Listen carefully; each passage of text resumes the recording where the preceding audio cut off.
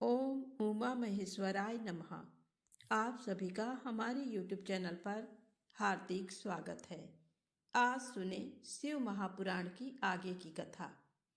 ब्रह्मा जी बोले, हे देवर्षि नारद, जब तुम पंचाक्षर मंत्र का उपदेश देकर उनके घर से चले आए तो देवी पार्वती मन ही मन बहुत प्रसन्न हुई, क्योंकि उन्हें महादेव जी को पति रूप में प्राप्त करने का साधन मिल गया था।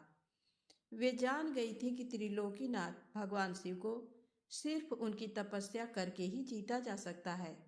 तब मन ही मन तपस्या करने का निश्चय करके पार्वती अपने पिता हिमालय और माता मैना से बोली कि मैं शिव जी की तपस्या करना चाहती हूँ। तप के द्वारा ही मेरे शरीर, स्वरूप, जन्म एवं वंश आदि की कृतकृत्यता होगी, इसलिए आप मुझे तप करने की आज्ञा प्रदान करें। उनकी तप करने की बात सुनकर पिता हिमालय ने सहर्ष आज्ञा प्रदान कर दी, परंतु माता मैना ने उन्हें घर से दूर वनों में जाकर तपस्या करने से रोका। पार्वती को रोकते हुए मैना के मुंह से ऊ माँ शब्द निकले, तभी से उनका नाम उमा हो गया। पार्वती के हट के सामने मैना कुछ न कर सकी। तब खुशी से उन्होंने पार्वती को तपस्या करने की आज्ञा प्रदान कर दी। तत्पश्चात माता पिता की आज्ञा पाकर देवी पार्वती खुशी से मन में शिव जी का स्मरण करते हुए अपनी सखियों को साथ लेकर तपस्या करने के लिए चली गईं। रास्ते में पार्वती ने सुंदर वस्त्रों को त्याग दिया तथा वल्कल और मृग चर्म को धारण कर लिया। उत्तम वस्त्रों का त्याग करने के उपरांत देवी गंगोत्री नामक तीर्थ की ओर चल दी, जिस स्थान पर भगवान शंकर ने घोर तपस्या की थी और जहां शिव जी ने कामदेव को भस्म कर दिया था। वह स्थान गंगावतरण तीर्थ के नाम से प्रसिद्ध है। वहीं पर देवी पार्वती ने तप करने का निश्चय किया। गौरी के यहाँ तपस्या करने से ही ये पर्वत गौरी शिखर के नाम से प्रसिद्ध हुआ है। उस स्थान पर पार्वती ने अनेक फलों के वृक्ष लगाए। तत्पश्चात पृथ्वी को शुद्ध करके वेदी बनाकर अपनी इंद्रियों को वश में करके मन को एकाग्र कर कठिन तपस्या करनी आरंभ कर दी। ऐसी तपस्या ऋषि मुनियों के लिए भी दुष्कर थी। भयंकर गर्मी के दिनों में पार्वती अपने चारों ओर अग्नि जलाकर बीच में बैठकर ओम नमः शिवाय का जाप करती थीं। वर्षा ऋतु में वे किसी चट्टान पर अथवा वेदी पर बैठकर निरंतर जलधारा से भीगती हुई शांत भाव से मंत्र जपती रहती थीं। सर्दियों में बिना कुछ खाए ठंडे जल में बैठकर पंचाक्षर मंत्र का जाप करती थीं। कभी कभी तो वे पूरी रात बर्फ की चट्टान पर बैठकर ध्यान करती थीं।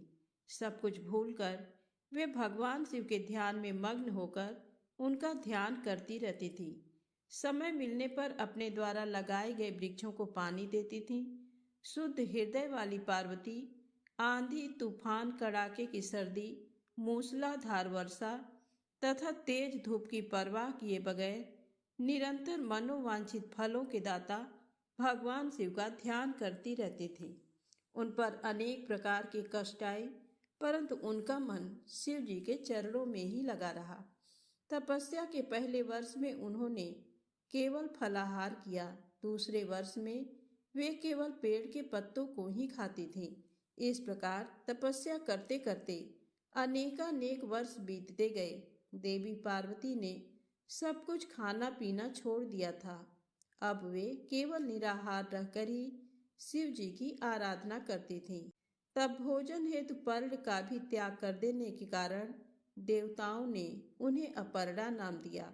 तत्पश्चात देवी पार्वती एक पैर पर खड़ी होकर ओम नमः शिवाय का जाप करने लगीं। उनके शरीर पर वल्कल वस्त्र थे तथा मस्तक पर जटाएं थीं। इस प्रकार उस तपोवन में भगवान शिव की तपस्या करते करते 3000 वर्ष बीत गए। 3000 वर्ष बीत जाने पर देवी पार्वती को चिंता सताने लगी। वे सोचने लगी कि क्या इस समय महादेव जी ये नहीं जानते कि मैं उनके लिए ही तपस्या कर रही हूँ। फिर क्या कारण है कि वे मेरे पास अभी तक नहीं आए? वेदों की महिमा तो यही कहती है कि भगवान शंकर सर्वज्ञ, सर्वात्मा, सब कुछ जानने वाले, सभी ऐश्वर्यों को प्रदान करने वाले, सबके मन की बातों को सुनने वाले, मनोवांछित वस्तु प्रदान करने वाले तथा समस्त दुखों को दूर करने वाले हैं। तब क्यों वे अपनी कृपा दृष्टि से मुझ दीन को कृतार्थ नहीं करते? मैंने अपनी सभी इच्छाओं और कामनाओं को त्याग कर अपना ध्यान भगवान शिव में लगाया है। भगवान, यदि मैंने पंचाक्षर मंत्र का भक्तिपूर्वक जाप किया हो तो महादेव जी आप मुझ पर प्रसन्न हो। इस प्रकार हर समय पार्वती शिव जी के चरणों के ध्यान में ही मग्न रहती थी। जगदम्बा माँ का साक्षात अवतार देवी पार्वती की वह तपस्या परम आश्चर्यजनक थी। उनकी तपस्या सभी को मुग्ध कर देने वाली थी। उनके तप की महिमा के फलस्वरूप प्राणी और जानवर उनके ध्यान में बाधा नहीं बनते थे। उनकी तपस्या के परिणाम स्वरूप वहाँ का वातावरण बड़ा मनोरम हो गया था। वृक्ष सदा फलों से लदे रहते थे। विभिन्न प्रकार के सुंदर सुगंधित फूल हर समय वहाँ खिले रहते थे। वह स्थान कैलाश पर्वत की सी शोभा पा रहा था तथा पार्वती की तपस्या की सिद्धि का साकार रूप बन गया था। ब्रह्मा जी कहते हैं, मुनीश्वर, भगवान शिव को पति रूप में प्राप्त करने के लिए पार्वती को तपस्या करते करते अनेक वर्ष बीत गए, परंतु भगवान शिव ने उन्हें वरदान तो दूर अपने दर्शन तक न दिए। तब पार्वती के पिता हिमालय, उनकी माता मैना और मेरु एवं मंदराचल ने आकर पार्वती को बहुत समझाया तथा उनसे वापस घर लौट चलने का अनुरोध किया। तब उन सब की बात सुनकर देवी पार्वती ने विनम्रता पूर्वक कहा, हे पिताजी और माताजी, क्या आप लोगों ने मेरे द्वारा की गई प्रतिज्ञा को भुला दिया है? मैं भगवान शिव को अवश्य अपनी तपस्या द्वारा प्राप्त करूंगी। आप निश्चिंत होकर अपने घर लौट जाएं। इसी स्थान पर महादेव जी ने क्रोधित होकर कामदेव को भस्म कर दिया था और वनों को अपनी क्रोधाग्नि में भस्म कर दिया था। उन त्रिलोकीनाथ भगवान शंकर को मैं अपनी तपस्या द्वारा यहाँ बुलाऊंगी। आप सभी ये जानते हैं कि भक्त वत्सल भगवान शिव को केवल भक्ति से ही बस में किया जा सकता है। अपने पिता, माता और भाइयों से ये वचन कहकर देवी पार्वती चुप हो गईं। उन्हें समझाने आए उनके सभी परिजन उनकी प्रशंसा करते हुए वापस अपने घर लौट गए। अपने माता पिता के लौटने के पश्चात देवी पार्वती दुगने उत्साह के साथ पुनः तपस्या करने में लीन हो गईं। उनकी अद्भुत तपस्या को देखकर मनुष्य, मुनि आदि सभी चराचर प्राणियों सहित पूरा त्रिलोक संतृप्त हो उठा। देवता समझ नहीं पा रहे थे कि पूरी प्रकृति क्यों उद्विग्न और अशांत है। ये जानने के लिए इंद्र व सब देवता गुरु बृहस्पति के पास गए। तत्पश्चात वे सभी मुझ विधाता की शरण में सुमेरु पर्वत पर पहुँचे। वहां पहुंचकर उन्होंने मुझे हाथ जोड़कर प्रणाम किया तथा मेरी स्तुति की। तब वे मुझसे पूछने लगे कि प्रभु, इस जगत के संतृप्त होने का क्या कारण है? उनका ये प्रश्न सुनकर मैंने त्रिलोकीनाथ भगवान शिव के चरणों का ध्यान करते हुए ये जान लिया कि जगत में उत्पन्न हुआ दाह देवी पार्वती द्वारा की गई तपस्या का ही परिणाम है।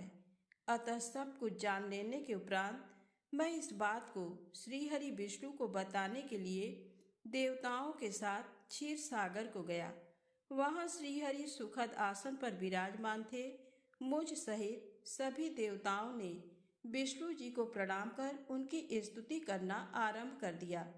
तत्पश्चात मैंने श्रीहरि से कहा, हे हरि, देवी पार्वती के उग्र तप से संतृप्त होकर हम सभी आपकी शरण में आए हैं। हम सबकी रक्षा कीजिए। हमारी करुण पुकार सुनकर शेषशैया पर बैठे श्री हरि बोले, आज मैंने देवी पार्वती की इस घोर तपस्या का रहस्य जान लिया है, परंतु उनकी इच्छा को पूरा करना हमारे बस की बात नहीं है।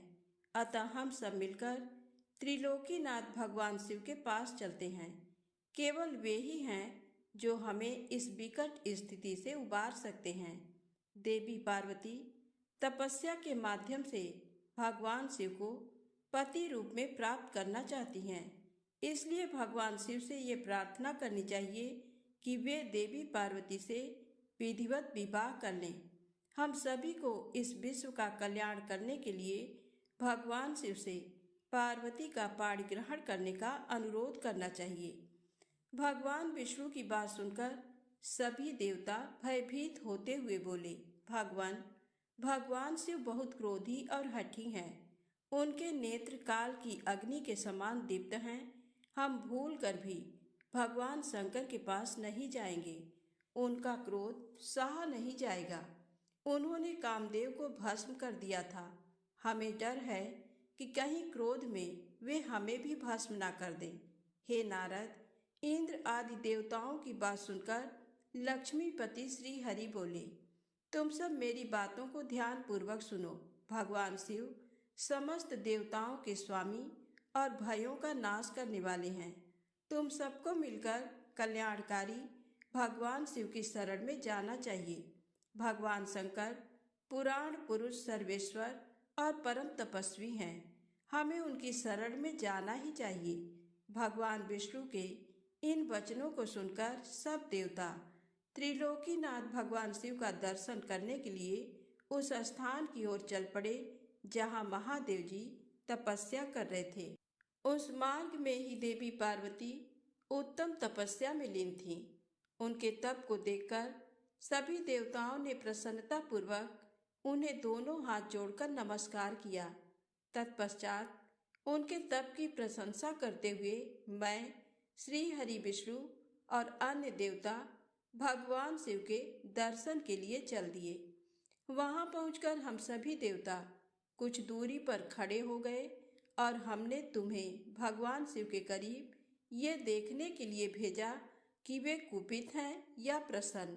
नारद, तुम भगवान शिव के परम भक्त हो तथा उनकी कृपा से सदा निर्भय रहते हो। इसलिए तुम भगवान शिव के निकट गए तथा तुमने उन्हें प्रसन्न देखा। फिर तुम वापस लौटकर हम सभी के पास आए तथा उनकी प्रसन्नता के बारे में हमें बताया। तब हम सब भगवान शिव के करीब गए। भगवान शिव सुखपूर्वक प्रसन्न मुद्रा में बैठे हुए थे। भक्त वत्सल भगवान शिव चारों ओर से अपने गणों से घिरे हुए थे और तपस्वी का रूप धारण करके योग पट्ट पर आसीन थे। मैंने, श्रीहरि और अन्य देवताओं ने भगवान शिव को प्रणाम करके वेदों और उपनिषदों द्वारा ज्ञात विधि से उनकी स्तुति की। ब्रह्मा जी कहते हैं, हे नारद, देवताओं ने वहां पहुंचकर भगवान शिव को प्रणाम करके उनकी स्तुति की। वहां उपस्थित नंदीश्वर भगवान शिव से बोले, प्रभु, देवता और मुनि संकट में पड़कर आपकी शरण में आए हैं। सर्वेश्वर, आप उनका उद्धार करें। दयालु नंदी के इन वचनों को सुनकर भगवान शिव ने धीरे धीरे आंखें खोल दी। समाधि से विरत होकर परम ज्ञानी परमात्मा भगवान शंकर देवताओं से बोले, हे ब्रह्मा जी, हे श्री हरि विष्णु एवं अन्य देवताओं, आप सब यहाँ एक साथ क्यों आए हैं? आपके आने का क्या प्रयोजन है? आप सभी को साथ देखकर लगता है कि अवश्य ही कोई महत्वपूर्ण बात है, अतः आप मुझे उस बात से अवगत कराएं। भगवान शंकर के ये वचन सुनकर सभी देवताओं का भय पूर्णतः दूर हो गया और वे प्रसन्न होकर भगवान विष्णु को देखने लगे। तब श्री हरि विष्णु सभी देवताओं का प्रतिनिधित्व करते हुए भगवान शिव से बोले, भगवान शंकर, तारकासुर नामक दानव ने हम सभी देवताओं को बहुत दुखी कर रखा है। उसने हमें अपने अपने स्थानों से भी निकाल दिया है। यही सब बताने के लिए हम सब देवता आपके पास आए हैं। भगवान, ब्रह्मा जी द्वारा प्राप्त वरदान के फलस्वरूप उस तारकासुर की मृत्यु आपके पुत्र के द्वारा निश्चित है। हे स्वामी, आप उस दुष्ट का नाश कर हम सबकी रक्षा करें, हम सबका उद्धार कीजिए। प्रभु, आप हिमालय पुत्री पार्वती का पाणी ग्रहण कीजिए। आपका विवाह ही हमारे कष्टों को दूर कर सकता है। आप भक्त वत्सल हैं। अपने भक्तों के दुखों को दूर करने के लिए आप देवी पार्वती से शीघ्र विवाह कर लीजिए। विष्णु जी के ये वचन सुनकर भगवान शिव बोले, देवताओं, यदि मैं आपके कहे अनुसार परम सुंदरी देवी पार्वती से विवाह कर लूं, तो इस धरती पर सभी मनुष्य, देवता और ऋषि मुनि कामी हो जाएंगे। तब वे परमार्थ पद पर नहीं चल सकेंगे। देवी दुर्गा अपने विवाह से कामदेव को पुनः जीवित कर देंगी। मैंने कामदेव को भस्म करके देवताओं के हित का ही कार्य किया था। सभी देव निष्काम भाव से उत्तम तपस्या कर रहे थे ताकि विशिष्ट प्रयोजन को पूर्ण कर सकें। कामदेव के न होने से सभी देवता निर्विकार होकर शांत भाव से समाधि में ध्यान मग्न होकर बैठ सकेंगे। काम से क्रोध होता है, क्रोध से मोह हो जाता है और मोह के फलस्वरूप तपस्या नष्ट हो जाती है। इसलिए मैं तो आप सबसे भी यही कहता हूँ कि आप भी काम और क्रोध को त्याग कर तपस्या करें। ब्रह्मा जी बोले, हे नारद, त्रिलोकीनाथ भगवान शिव के मुख से इस प्रकार की बातें सुनकर हम सभी हतप्रभ से उन्हें देखते रहे और वे हम सब देवताओं और मुनियों को निष्काम होने का उपदेश देकर चुप हो गए और पुनः पहले की भांति सुस्थिर होकर ध्यान में लीन हो गए। भगवान शिव ब्रह्म स्वरूप आत्मचिंतन में लग गए। श्री हरि विष्णु सहित अन्य देवताओं ने जब परमेश्वर शिव को ध्यान में मग्न देखा, तब सब देवता नंदीश्वर से कहने लगे, नंदीश्वर जी, अब हम क्या करें? हमें भगवान शिव को प्रसन्न करने का कोई मार्ग सुझाइए। तब नंदीश्वर सभी देवताओं को संबोधित करते हुए बोले, आप भक्त वत्सल भगवान शिव की प्रार्थना करते रहो, वे सदैव ही अपने भक्तों के बस में रहते हैं। तब नंदीश्वर की बात सुनकर देवता पुनः भगवान शिव की स्तुति करने लगे। वे बोले, हे देवाधिदेव महादेव करुणा निधान भगवान शिव शंकर, हम दोनों हाथ जोड़कर आपकी शरण में आए हैं। आप हम सबके सभी दुखों और कष्टों को दूर कीजिए और हम सबका उद्धार कीजिए। इस प्रकार देवताओं ने भगवान शिव की अनेकों बार स्तुति की।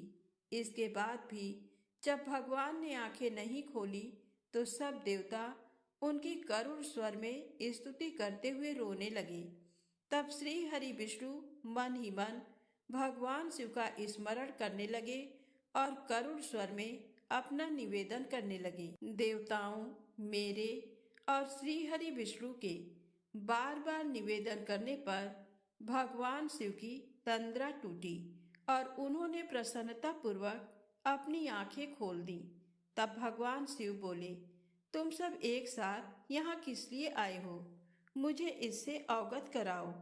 श्री हरि विष्णु बोले, हे देवेश्वर, हे शिव शंकर, आप सर्वज्ञ हैं, सबके अंतर्यामी ईश्वर हैं, आप तो सब कुछ जानते हैं। भगवान, आप हमारे मन की बात भी अवश्य ही जानते होंगे।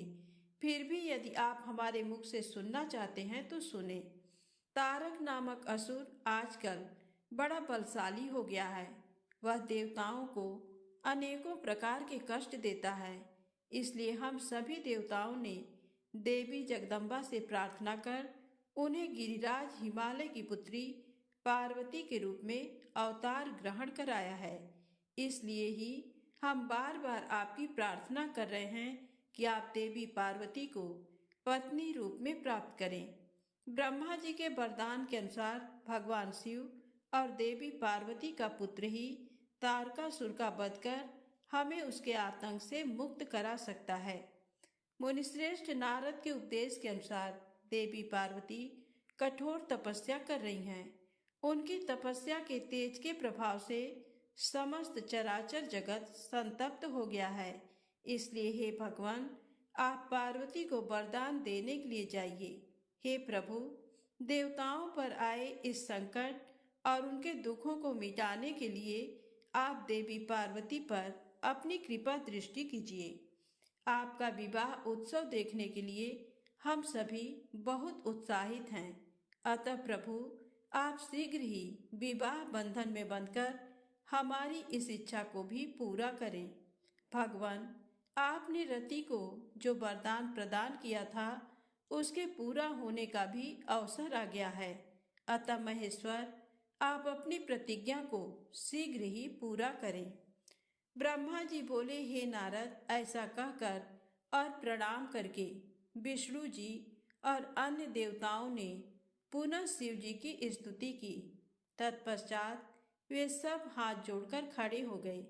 तब उन्हें देखकर वेद मर्यादाओं के रक्षक भगवान शिव हंसकर बोले, हे हरे, हे विधे और हे देवताओं, मेरे अनुसार विवाह करना उचित कार्य नहीं है, क्योंकि विवाह मनुष्य को बांधकर रखने वाली बेड़ी है।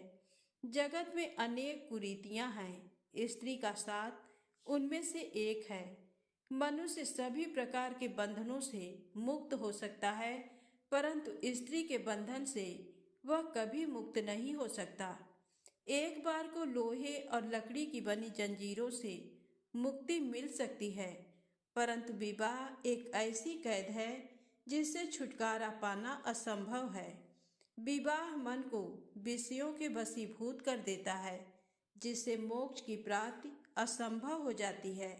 मनुष्य यदि सुख की इच्छा रखता है तो उसे इन विषयों को त्याग देना चाहिए। विषयों को विष के समान माना जाता है। इन सब बातों का ज्ञान होते हुए भी मैं आप सबकी प्रार्थना को सफल करूंगा, क्योंकि मैं सदैव ही अपने भक्तों के अधीन रहता हूँ। मैंने अपने भक्तों की रक्षा के लिए अनेक कष्ट सहे हैं। हे हरे और हे विधे, आप तो सब कुछ जानते ही हैं। मेरे भक्तों पर जब जब विपत्ति आती है तब तब मैं उनके सभी कष्टों को दूर करता हूँ। भक्तों के अधीन होने के कारण मैं उनके हित में अनुचित कार्य भी कर बैठता हूँ। भक्तों के दुखों को मैं हमेशा दूर करता हूँ। तारकासुर ने तुम्हें जो दुख दिए हैं उन्हें मैं भली भांति जानता हूँ। उनको मैं अवश्य ही दूर करूँगा।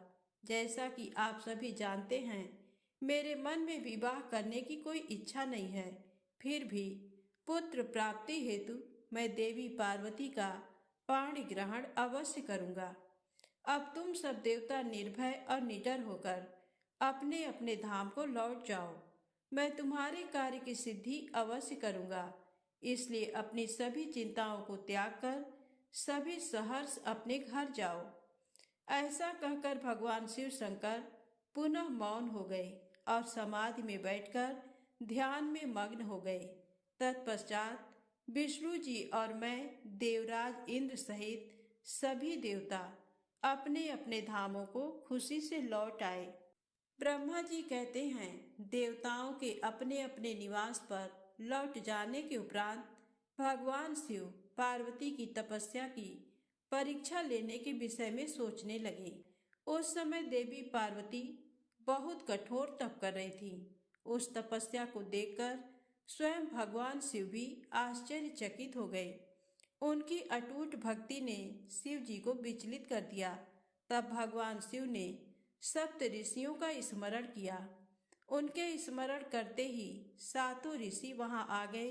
वे अत्यंत प्रसन्न थे और अपने सौभाग्य की सराहना कर रहे थे। उन्हें देखकर शिव जी हंसते हुए बोले, आप सभी परम हितकारी व सभी वस्तुओं का ज्ञान रखने वाले हैं। गिरिराज हिमालय की पुत्री पार्वती इस समय सुस्थिर होकर शुद्ध हृदय से गौरी शिखर पर्वत पर घोर तपस्या कर रही हैं। उनकी इस तपस्या का एकमात्र उद्देश्य मुझे पति रूप में प्राप्त करना है। उन्होंने अपनी सभी कामनाओं को त्याग दिया है। मुनिवरों, आप सब मेरी इच्छा से देवी पार्वती के पास जाएं और उनकी दृढ़ता की परीक्षा लें। भगवान शिव की आज्ञा पाकर सातों ऋषि देवी पार्वती के तपस्या वाले स्थान पर चले गए। वहां देवी पार्वती तपस्या में लीन थीं। उनका मुख तप पुंज से प्रकाशित था। उन उत्तम व्रतधारी सप्त ऋषियों ने हाथ जोड़कर मन ही मन देवी पार्वती को प्रणाम किया। तत्पश्चात ऋषि बोले, हे देवी गिरिराज नंदिनी, हम आपसे ये जानना चाहते हैं कि आप किस लिए ये तपस्या कर रही हैं। आप इस तप के द्वारा किस देवता को प्रसन्न करना चाहती हैं और आपको किस फल की इच्छा है।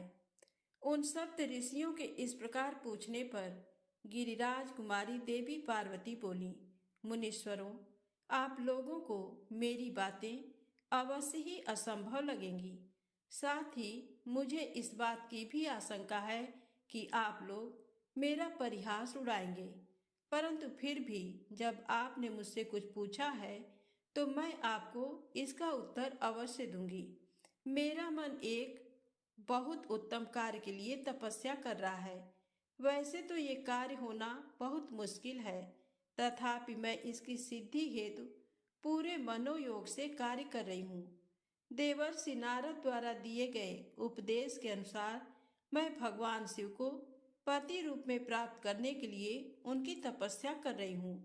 मेरा मन सर्वथा उन्हीं के ध्यान में मग्न रहता है तथा मैं उन्हीं के चरणार बिंदों का चिंतन करती रहती हूँ।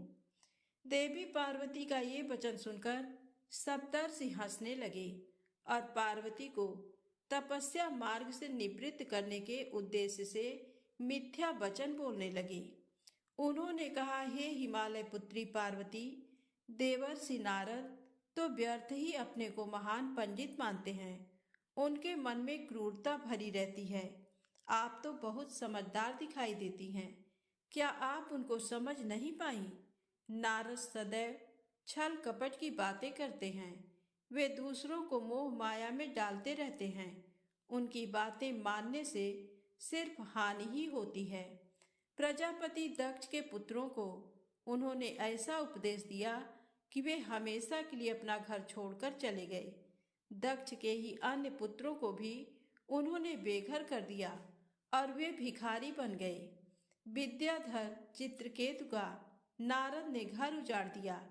प्रहलाद को भक्ति मार्ग पर चलवाकर और उन्हें अपना शिष्य बनाकर उन्होंने हिरण्यकशिप से प्रहलाद पर बहुत से अत्याचार करवाए। मुनि नारद सदैव लोगों को अपनी मीठी मीठी वाणी द्वारा मोहित करते हैं, फिर अपनी इच्छानुसार सबसे कार्य करवाते हैं। वे केवल शरीर से ही शुद्ध दिखाई देते हैं, जबकि उनका मन मलिन और क्लेश युक्त रहता है। वे सदैव हमारे साथ रहते हैं, इसलिए हम उन्हें भली भांति जानते और पहचानते हैं। हे देवी, आप तो अत्यंत विद्वान और परम ज्ञानी जान पड़ती हैं। भला आप कैसे नारद के द्वारा मूर्ख बन गईं? देवी, आप जिनके लिए इतनी कठोर तपस्या कर रही हैं, वे भगवान शिव तो बहुत उदासीन और निर्विकार हैं। वे सदैव काम के शत्रु हैं। हे पार्वती, आप थोड़ा विचार करके देखो कि आप किस प्रकार का पति चाहती हैं। आप मुनि नारद के बहकावे में न आए। भगवान शिव तो महान निर्लज, अमंगल रूप, काम के परम शत्रु, निर्विकारी, उदासीन, कुल से हीन, भूतों व प्रेतों के साथ रहने वाले हैं। भला इस प्रकार का पति पाकर आपको किस प्रकार का सुख मिल सकता है? नारद मुनि ने अपनी माया से तुम्हारे ज्ञान और विवेक को पूर्णतया नष्ट कर दिया है और तुम्हें अपनी छल कपट प्रपंच वाली बातों से छला है। देवी, कृपया आप ये सोचें कि इन्हीं शिव शंकर ने परम गुणवती सुंदर दक्ष पुत्री सती के साथ विवाह किया था। उस बेचारी को भी उनके साथ अत्यंत दुख उठाने पड़े। भगवान शिव सती को त्याग कर पुनः अपने ध्यान में निमग्न हो गए। वे सदा अकेले और शांत रहने वाले हैं। वे किसी स्त्री के साथ निर्वाह नहीं कर सकते। तभी तो देवी सती ने इसी दुख के कारण अपने पिता के घर जाकर अपने शरीर को योगाग्नि में जलाकर भस्म कर दिया था। हे देवी, इन सब बातों को यदि आप शांत मन से ध्यान लगाकर सोचें तो पूर्णतया सही पाएंगी। इसलिए हम आपसे ये प्रार्थना करते हैं कि आप ये तपस्या कर शिव जी को प्रसन्न करने का हठ छोड़ दें और वापस अपने पिता हिमालय के घर चली जाएं। जहाँ तक आपके विवाह का प्रश्न है, हम आपका विवाह योग्य वर से अवश्य करा देंगे। इस समय आपके लिए त्रिलोकी में सबसे योग्य पुरुष बैकुंठ के स्वामी लक्ष्मीपति श्रीहरि विष्णु हैं। वे तुम्हारे अनुरूप ही सुंदर एवं मंगलकारी हैं। उन्हें पति के रूप में प्राप्त करके आप सुखी हो जाएंगी। अतः देवी, आप भगवान शिव को पति रूप में प्राप्त करने के इस हठ को त्याग दें। सप्तऋषियों की ऐसी बातें सुनकर साक्षात जगदम्बा का अवतार देवी पार्वती हंसने लगी और उन परम ज्ञानी सप्तऋषियों से बोली, हे मुनीश्वरों, आप अपनी समझ के अनुसार सही कर रहे हैं, परंतु मैं अपने दृढ़ विश्वास को त्याग नहीं सकती। मैं गिरिराज हिमालय की पुत्री हूँ। पर्वत पुत्री होने के कारण मैं स्वाभाविक रूप से कठोर हूँ। मैं तपस्या से घबरा नहीं सकती। इसलिए हे मुनिगणों, आप मुझे रोकने की चेष्टा ना करें। मैं जानती हूँ कि देवर्षि नारद ने जो उपदेश मुझे दिया है और शिव जी की प्राप्ति का साधन जो मुझे बताया है वह असत्य नहीं है। मैं उसका पालन अवश्य करूँगी। ये तो सर्वविदित है कि गुरुजनों का वचन सदैव हित के लिए ही होता है। इसलिए मैं अपने गुरु नारद जी के वचनों का सर्वथा पालन करूँगी।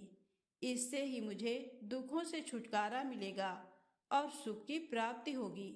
जो गुरु के वचनों को मिथ्या जानकर उन पर नहीं चलते, उन्हें इस लोक और परलोक में दुख ही मिलता है। इसलिए गुरु के वचनों को पत्थर की लकीर मानकर उनका पालन करना चाहिए। अतः मेरा घर बसे या न बसे, मैं तपस्या का ये पथ नहीं छोड़ूंगी। ऋषियों, यदि भगवान शिव मुझे पत्नी रूप में नहीं स्वीकारेंगे तो मैं आजीवन कुंवारी ही रहूंगी और किसी अन्य का वरण कदापि नहीं करूंगी। यदि सूर्य पूर्व की जगह पश्चिम से निकलने लगे, पर्वत अपना स्थान छोड़ दे और अग्नि शीतलता अपना ले, चट्टानों पर फूल खिलने लगे, तो भी मैं अपना हट नहीं छोड़ूंगी। ऐसा कहकर देवी पार्वती ने सप्तऋषियों को दोनों हाथ जोड़कर प्रणाम किया तथा भक्ति भाव से शिव चरणों का स्मरण करते हुए पुनः तपस्या में लीन हो गईं। तब पार्वती के श्रीमुख से उनका दृढ़ निश्चय सुनकर सप्तऋषि बहुत प्रसन्न हुए और उनकी जय जयकार करने लगे। उन्होंने पार्वती को तपस्या में सफल होकर भगवान शिव से मनोवांछित वरदान प्राप्त करने का आशीर्वाद दिया।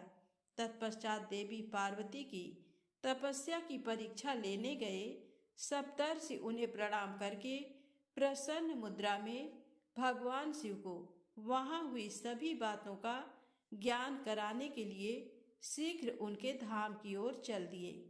तब भगवान शिव शंकर के पास पहुंचकर सप्तऋषियों ने उनके समीप जाकर दोनों हाथ जोड़कर उन्हें प्रणाम किया और उनकी स्तुति की।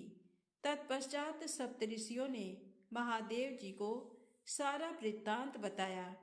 फिर प्रभु शिव की आज्ञा पाकर सप्तऋषि स्वर्ग लोक चले गए।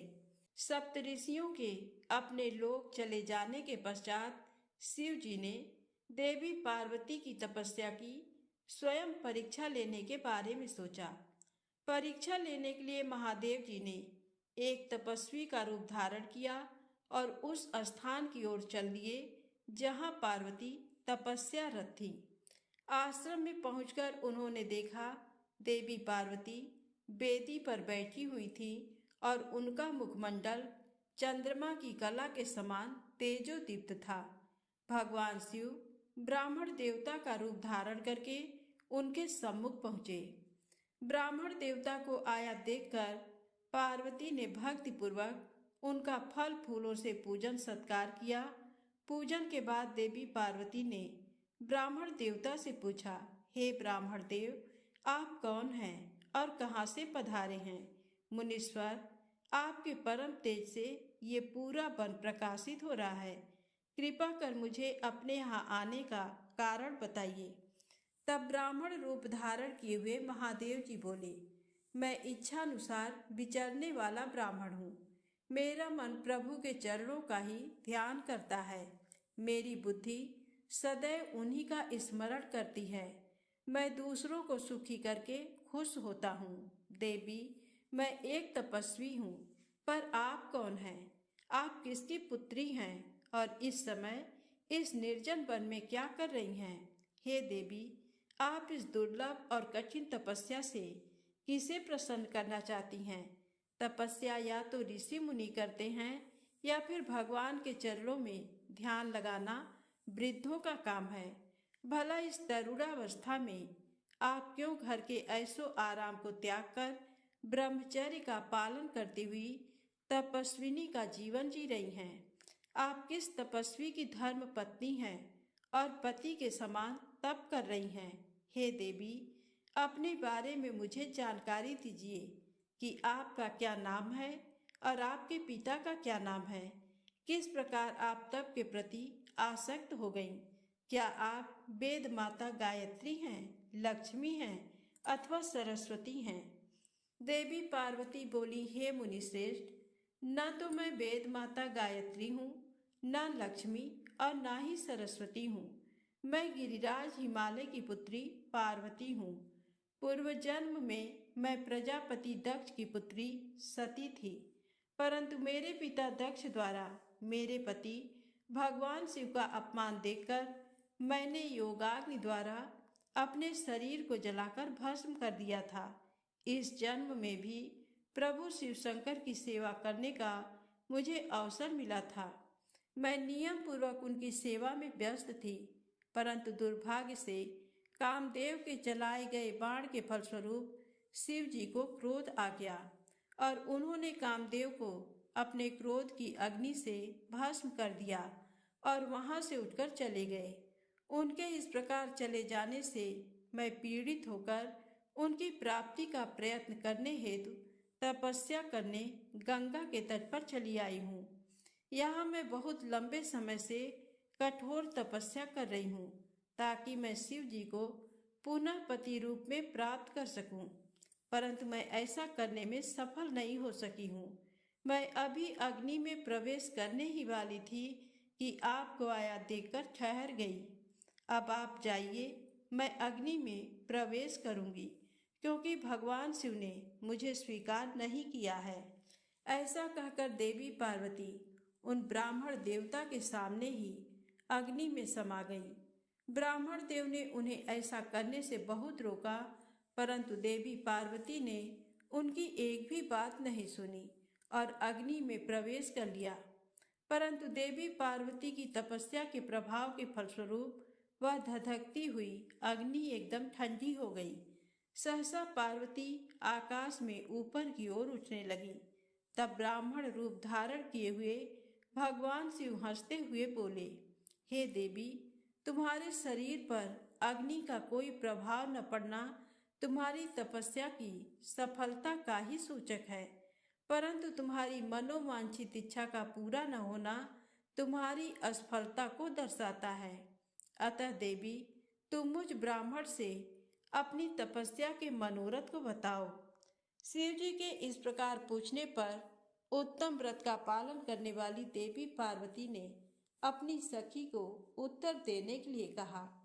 उनकी सखी बोली, हे साधु महाराज, मेरी सखी गिरिराज हिमालय की पुत्री पार्वती है। पार्वती का अभी तक विवाह नहीं हुआ है। ये भगवान शिव को ही पति रूप में प्राप्त करना चाहती हैं। इसी के लिए वे 3000 वर्षों से कठोर तपस्या कर रही हैं। मेरी सखी पार्वती ब्रह्मा, विष्णु और देवराज इंद्र को छोड़कर पिनाक पाणी भगवान शंकर को ही पति रूप में प्राप्त करना चाहती हैं।